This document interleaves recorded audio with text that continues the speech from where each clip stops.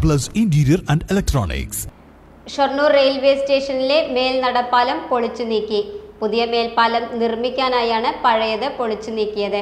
പാലത്തിന്റെ കാലപ്പഴക്കത്താൽ ബലക്ഷയം കണ്ടെത്തിയതിനെ തുടർന്നാണ് പാലം പൊളിച്ചു നീക്കാൻ തീരുമാനിച്ചത്.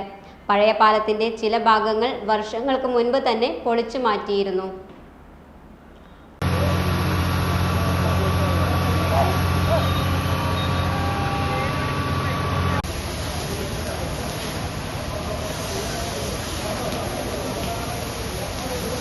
അറ്റകുറ്റപ്പണി നടത്താമെന്നായിരുന്നു ആദ്യ തീരുമാനം.